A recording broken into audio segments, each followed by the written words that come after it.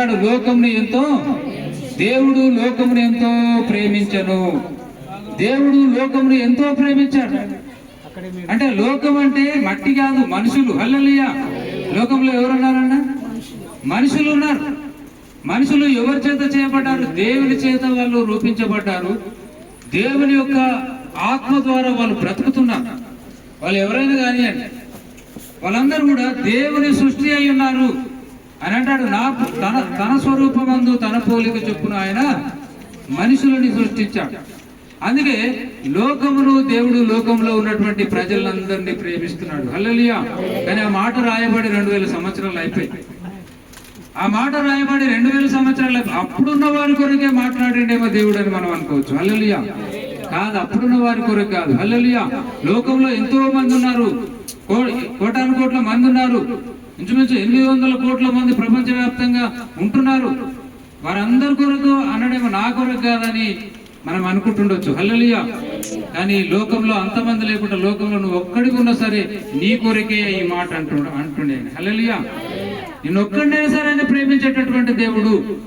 అందుకే ఇర్మియా ప్రవక్త అన్నాడు, చాలా కాలం క్రితం యెహోవా నాకు ప్రత్యక్షమయ్యి ఇలాగ సెలవిచ్చాడు. ఏమనంటే, శాశ్వతమైనటువంటి ప్రేమతో నేను నిన్ను ప్రేమిస్తున్నాను. ఇర్మియా, నువ్వు భయపడవలసిన అవసరం లేదు. నువ్వు భయపడవలసినటువంటి అవసరము లేదు.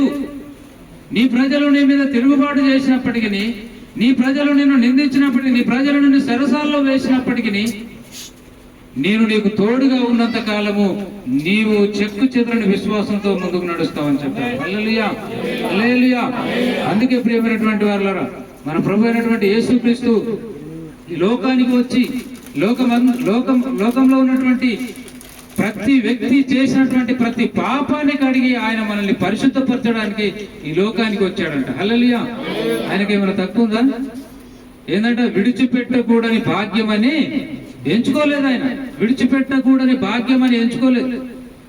పరలోక రాజ్యంలో, ఆ మహాపట్టణంలో ఆయన కోటాను కోట్ల దూతల చేత నిత్యము పరిశుద్ధుడు పరిశుద్ధుడు పరిశుద్ధుడు అని ప్రతి గానములతో ఆయన పొగడబడుతున్నటువంటి వాడు, కొనియాడబడుతున్నటువంటి దేవుడు ఆయన.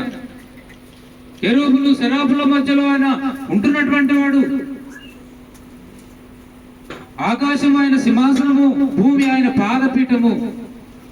ఆయనను ఒకటి రమ్మంటే వస్తాడు, ఒకటి పొమ్మంటే పోతాడు. ఒక దేవదూతను పంపించచ్చు, ఇంకెవరినైనా ఏదైనా ఆయన ఇట్లా చేసేయచ్చు. కానీ అట్లా చేయలేడు. ఆయన స్వయంగా తానే ఈ లోకంలో నర అవతారిగా వచ్చాడు. హల్లెలూయా. హల్లెలూయా కదా. అందుకే తండ్రి కుమార పరిశుద్ధాత్మ కుమారుడుగా ఈ లోకానికి వచ్చాడు. కన్య మరియ గర్భంలో ఆయన జన్మించాడు. 33.5 సంవత్సరాలు మనవలే ఆయన కష్టపడ్డాడు. తన తల్లిదండ్రులకు సహకరించాడు.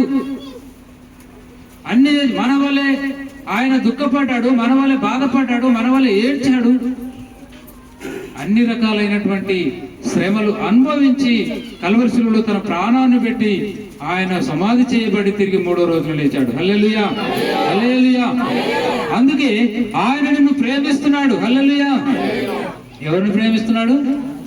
లోకంని ప్రేమిస్తున్నాడు అని కాదు, నన్ను ప్రేమిస్తున్నాడు. ఎవరికి వారే ఇండివిజువల్ గా అనుకోవాలి. ఏమనుకోవాలి? దేవుడు నన్ను ప్రేమిస్తున్నాడు. కొంతమంది అంటారు దేవుణ్ణి నేను ప్రేమిస్తున్నానంట. కరెక్టే కావచ్చు, కానీ అంతకంటే ముందే దేవుడు నిన్ను ప్రేమించాడు. హల్లెలూయా. హల్లెలూయా.